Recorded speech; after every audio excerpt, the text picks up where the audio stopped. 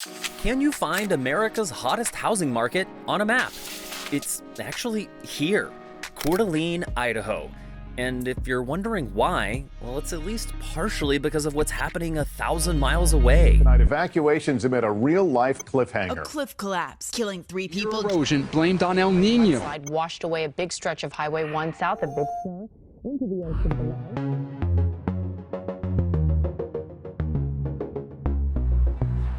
Now, if you don't live on the West Coast, it might be easy to think, well, this doesn't really impact me, right? I mean, this is just a problem for rich people that live in California. I mean, some of these houses in Santa Monica go for $10 or $15 million each. But the thing is, when coastal erosion and sea level rise get bad enough that these rich Californians start deciding they want to move elsewhere, priced out of the Treasure Valley. It sets off a series of dominoes. First, the rich might just move inland a little bit, pumping up home prices away from the coast. But then where do those people go? Priced out of their own town, some of them might cross state lines to Reno or Boise. And that is how this all connects. The Wall Street Journal wrote about buyers from other western states moving to Idaho in droves. And to them it's a deal, but it hurts us. And not all of that is climate change related, but some of it definitely is. And they are moving out of high-risk places. This is my idea of climate gentrification, right? They may not check the box that it's because of climate change, but we are increasingly understanding that relationship between environmental risk and cost and where it is that people make decisions about where they want to live. For a deeper dive on that, go to lx.com/migration.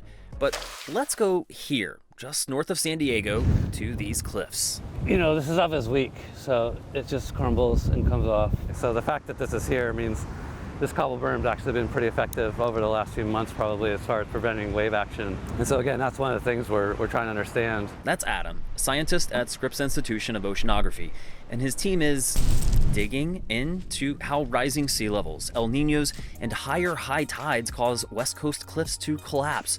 Collapses which already condemn homes, threaten a major Amtrak line, and crush people sunbathing. So what happens by 20LX, 2060? It's definitely, in some areas, it's a significant problem, and we're going to expect these problems to increase as we go forward in time. In some areas, we can stop erosion with coastal engineering if we want to. So in some areas, that's an option. In other areas, we may want to step away from the coast and let things happen naturally. So to break it down, option 1, build expensive walls to protect the cliffs. But that could mean we lose beaches forever.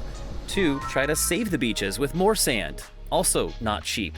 3, try things like cobblestones to slow erosion, but that means beaches are made of rocks, not sand.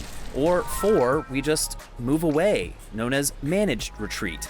But we know the consequences of that. In Ada County, the sales price jumped more than 300%. If nothing else, I hope you see the interconnectedness here, that coastal erosion or sea level rise in California sends ripple effects all across the country.